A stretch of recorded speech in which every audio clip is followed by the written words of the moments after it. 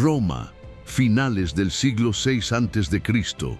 Una ciudad que aún no es imperio, pero ya huele a pólvora, aunque todavía no se ha inventado.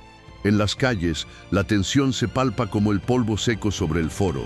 El pueblo murmura, los senadores se cruzan miradas inquietas, y en el Palacio Real, el rey Tarquinio, apodado el Soberbio, se atrinchera con su familia como quien sabe que lo peor no ha pasado, sino que acaba de empezar. ¿Y qué fue eso tan grave que desató la tormenta?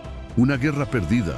¿Una crisis de trigo? ¿Un complot político? No, fue una violación, un crimen atroz, cometido no por un enemigo extranjero, sino por el hijo del mismísimo rey. Un delito que, en una sociedad obsesionada con el honor, fue la chispa perfecta en el barril de resentimiento que la monarquía había acumulado durante décadas. La víctima se llamaba Lucrecia, y su nombre, que antes significaba virtud, pronto se convertiría en un grito de guerra. Pero para entender cómo una tragedia doméstica derribó siglos de poder real, tenemos que retroceder un poco, porque Roma no cayó en la República de la noche a la mañana.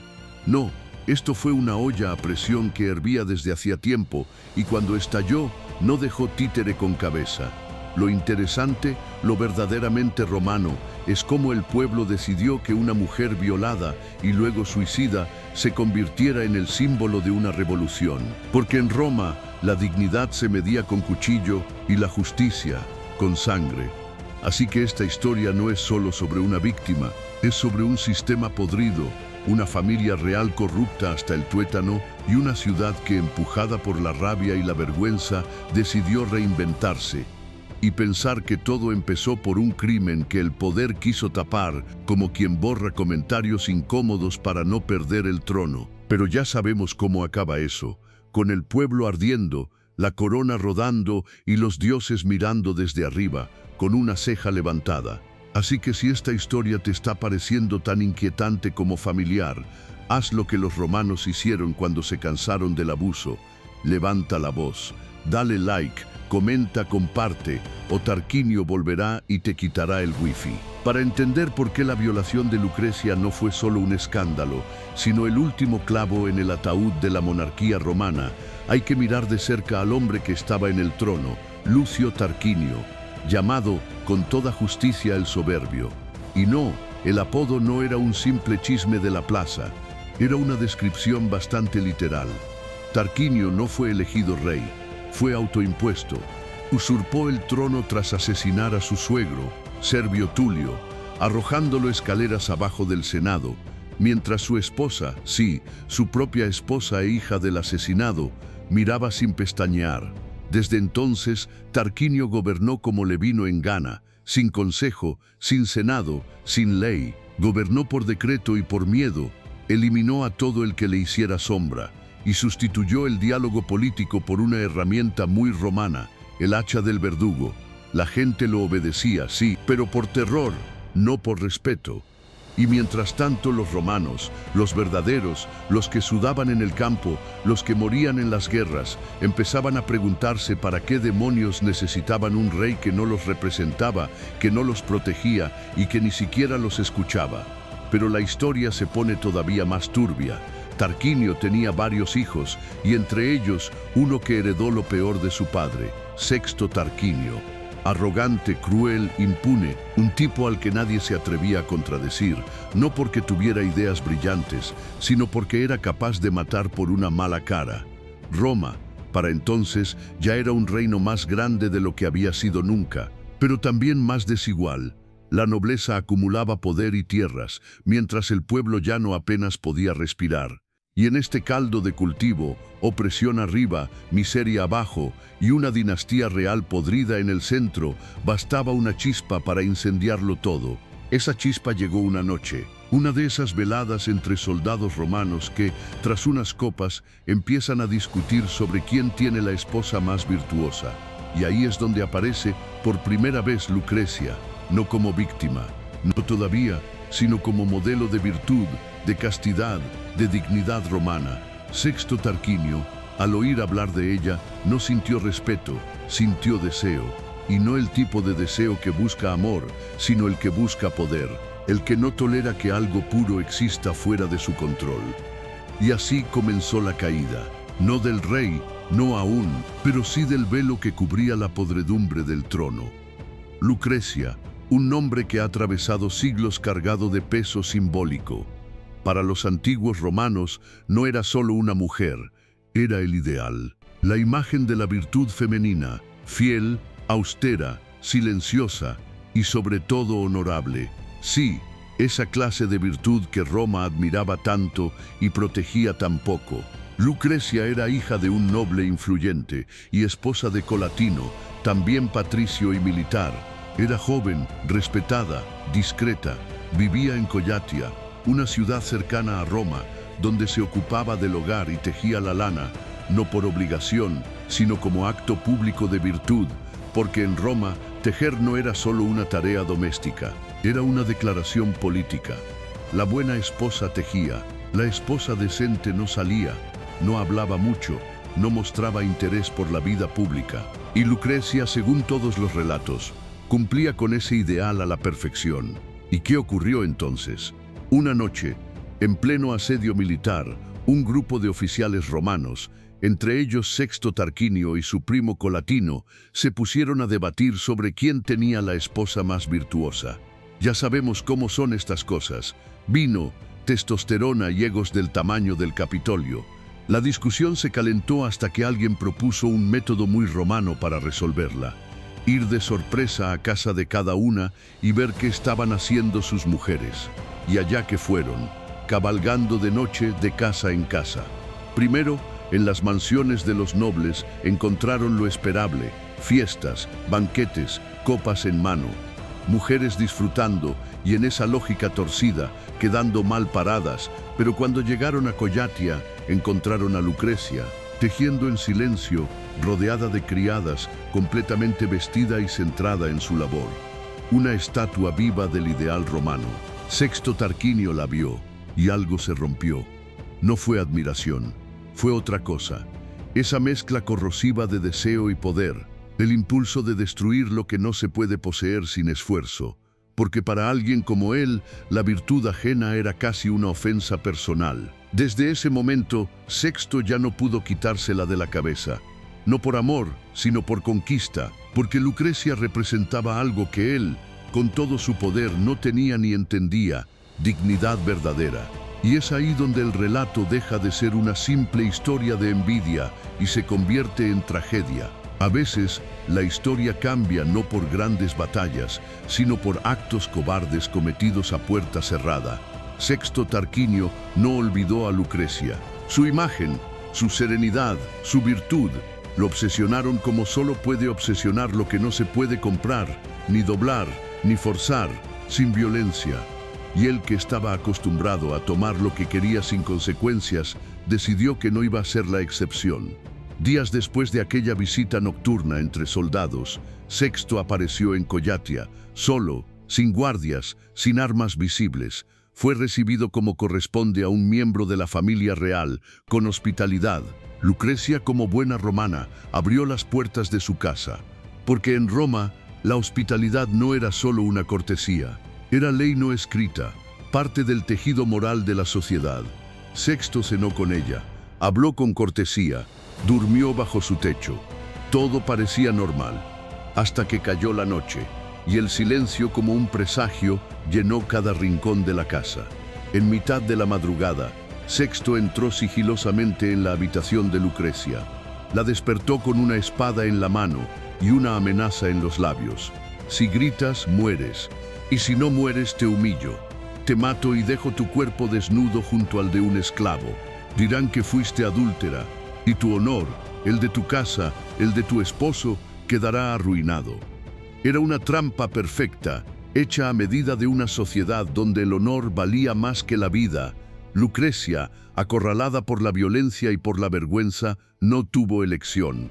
Fue violada, y lo peor no fue solo el acto, sino su significado. En una cultura donde la mujer era vista como portadora del honor masculino, aquella agresión no solo destruyó a Lucrecia, desafió a toda la estructura moral de Roma. Al amanecer, Sexto se fue como si nada, satisfecho, impune, seguramente convencido de que la historia terminaría ahí, que Lucrecia callaría, que el escándalo no saldría del lecho donde la dejó rota. Pero lo que Sexto no entendía es que algunas personas, cuando son llevadas al límite, ya no se protegen a sí mismas, sino que actúan por algo más grande. Lucrecia no gritó esa noche, pero estaba a punto de hacerlo con un gesto que retumbaría durante siglos. Lucrecia no gritó durante la noche, pero a la mañana siguiente, su voz, calma, firme y helada, atravesó los muros de su casa y luego los de la historia. Después de la agresión, no huyó ni buscó venganza inmediata. Hizo algo más romano, pidió justicia. Envió mensajeros a su padre, Espurio Lucrecio, y a su esposo Colatino para que vinieran con urgencia y con testigos. Cuando llegaron, ella no se quebró, no suplicó, no lloró, simplemente relató con detalle lo ocurrido. Nombró a su agresor sin titubeos. Y luego, sin dejar tiempo para respuestas, sacó un puñal oculto en sus ropas y se lo clavó en el corazón. Silencio, estupefacción. El cuerpo de Lucrecia cayó al suelo como un juicio. No se suicidó por culpa. Ella lo dejó claro. Mi cuerpo ha sido mancillado, pero mi espíritu está limpio. Que esta sangre lo pruebe. El suicidio, en este contexto, no fue desesperación. Fue un acto político. Una condena pública, una declaración de que el crimen no podía quedar impune y que si el Estado no castigaba al culpable, ella misma se encargaría de marcar el inicio del ajuste de cuentas. En Roma, el honor era un arma de doble filo y Lucrecia, en lugar de usarlo para esconderse, lo blandió como lanza contra el poder. Y aquí, justo aquí, entra en escena un personaje inesperado. Lucio Junio Bruto. Sobrino del rey, miembro de la familia Tarquinia, pero considerado por todos un idiota. Fingía ser lento, torpe, inofensivo, una táctica de supervivencia. En una corte donde pensar podía ser peligroso, hacerse el tonto era lo más inteligente. Pero ante el cadáver de Lucrecia, Bruto se quitó la máscara.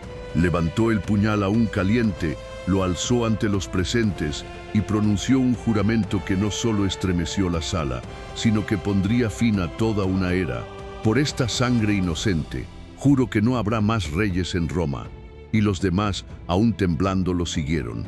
Ahí nació algo nuevo, no una república aún, pero sí una idea, que el trono no era invencible y que el crimen de uno podía arrastrar a toda su dinastía. La muerte de Lucrecia no cerró la historia, la abrió en canal. Lucio Junio Bruto, el tonto de la familia real, el sobrino del rey que parecía más interesado en mirar las nubes que en la política, uno de esos personajes que, en cualquier banquete, nadie toma en serio, hasta que resulta ser el más peligroso de todos. Y es que Bruto no era ningún idiota, era un superviviente, hijo de una familia ejecutada por Tarquinio el Soberbio.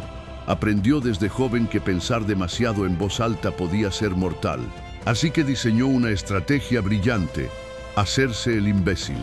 Sí, fingía torpeza, tartamudeaba, evitaba opiniones, reía fuera de lugar. Era, en apariencia, inofensivo.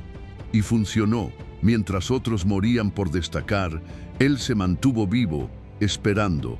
Y entonces llegó el cadáver de Lucrecia, y con él el momento que Bruto había estado esperando durante años. Cuando se colocó frente al cuerpo y pronunció el juramento, no era una súplica, era una orden. Y en esa sala, ante su audacia, el resto de nobles entendió que el disfraz había caído y que Bruto el idiota era el único que había tenido un plan todo este tiempo. La noticia se expandió como fuego entre rastrojo seco. Roma no era una ciudad cualquiera. Era un volcán contenido por siglos de tradición, desigualdad y miedo. Y ahora el tapón había saltado. Bruto recorrió las calles con el cadáver de Lucrecia a la vista. Lo mostró como prueba, como símbolo, como grito silencioso. Y el pueblo, al ver aquel cuerpo sin vida, una mujer noble, respetada, ejemplar, entendió que el crimen no era solo contra ella, era contra todos. La palabra rey, que hasta entonces había sonado a estabilidad, comenzó a oler a tiranía. La dinastía Tarquinia ya no era sinónimo de autoridad, sino de corrupción, impunidad y sangre inocente. Y así, en una ciudad sin micrófonos ni redes sociales, La revolución comenzó a voz alzada y paso firme. Lo curioso, lo profundamente romano, es que no fue una revuelta caótica, fue ordenada, casi ritual, porque incluso en la rabia, los romanos querían estructura. No bastaba con deponer al rey, había que fundar algo nuevo, y mientras Tarquinio aún creía que podía apagar el fuego con amenazas, la ciudad ya ardía por dentro. La ciudad ya no murmuraba, rugía. El pueblo, harto de décadas de abusos, corrupción y sangre inocente, no necesitó más discursos. Bastó un gesto, una consigna, no más reyes. Y entonces todo se aceleró. Bruto, ahora convertido en líder inesperado, reunió al Senado. Sí, ese mismo Senado que Tarquinio había ignorado durante años, hoy recuperaba su voz, y con una votación rápida, clara y sin protestas, el rey fue depuesto. La monarquía abolida, la familia Tarquinia desterrada para siempre de Roma. Y Tarquinio el soberbio, cuando se enteró del levantamiento, intentó regresar a toda prisa a la ciudad, pero las puertas estaban cerradas, y no por casualidad, habían sido selladas por orden de Bruto. El soberbio, que había entrado al poder por la fuerza, salía ahora por la fuerza del pueblo, sin juicio, sin exilio negociado, solo con la vergüenza de haber sido echado por sus propios ciudadanos. Y eso, para un rey romano, era peor que la muerte.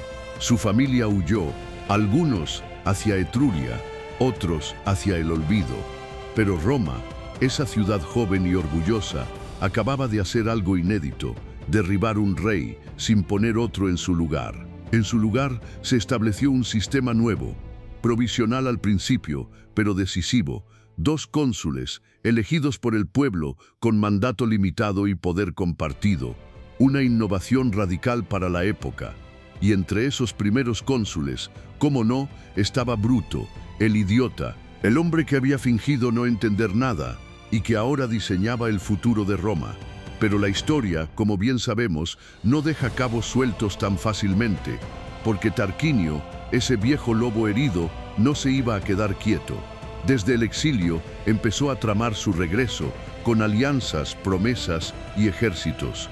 Roma había ganado una batalla, pero estaba a punto de enfrentar una guerra. Roma había hecho historia, había derribado a su rey, abolido la monarquía y declarado que nunca más un solo hombre gobernaría la ciudad. Pero la historia no suele dejar que los finales felices duren demasiado. Porque mientras en el foro se celebraban los primeros pasos de la República, en el norte, Tarquinio el soberbio no estaba muerto ni resignado. Exiliado en la ciudad etrusca de Clusium, el viejo rey no tardó en mover sus hilos, y los etruscos, siempre atentos al ajedrez del poder, vieron una oportunidad.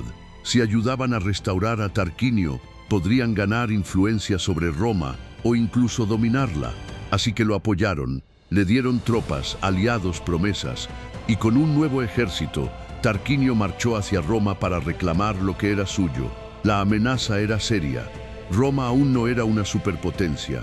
Era una ciudad-estado joven, apenas estructurada, con un sistema nuevo y frágil. Una monarquía caía, y ya venía el primer asedio. Pero lo que sucedió entonces fue aún más impactante. Dentro de la propia ciudad, entre la nobleza romana, hubo traición.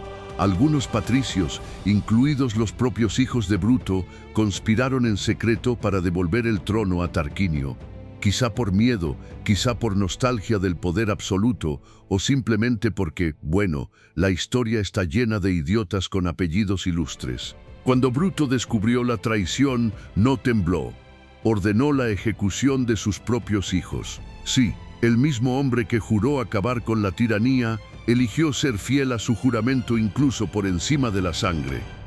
Los hizo azotar, atar al patíbulo y decapitar públicamente sin excepción ni privilegio. Roma miró, Roma aprendió. La república no sería una improvisación débil, sería férrea, inflexible, y estaría cimentada literalmente sobre sacrificios. Luego llegó la guerra. La batalla de Silvia Arcia fue brutal. Los romanos, liderados por Bruto y su colega cónsul, enfrentaron al ejército etrusco en campo abierto.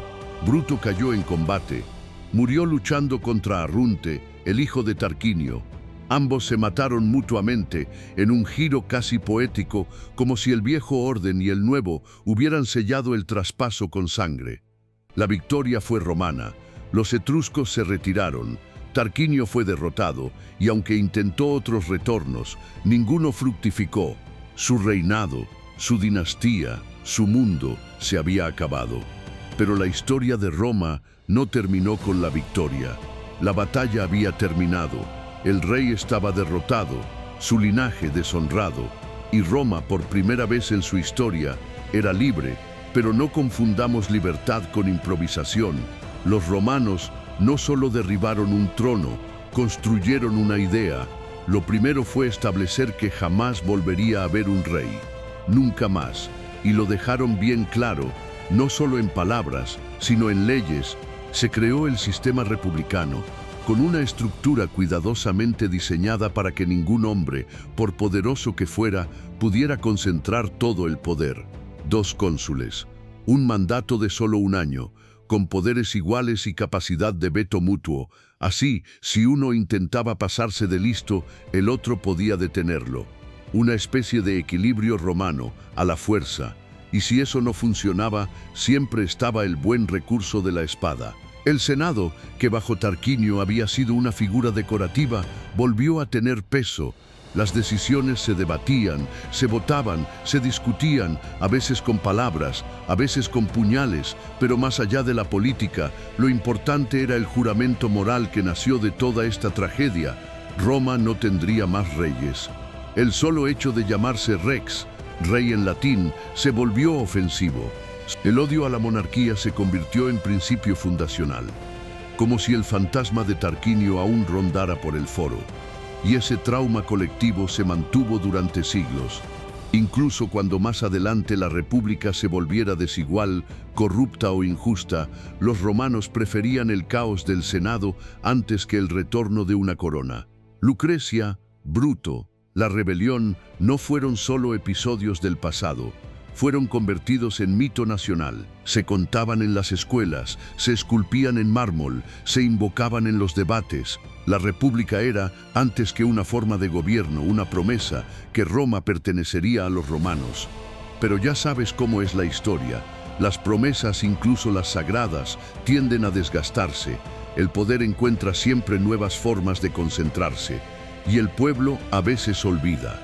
Porque si Roma juró no tener más reyes, ¿cómo explicamos lo que vino después? El cuerpo de Lucrecia fue enterrado con honores, pero su historia nunca descansó.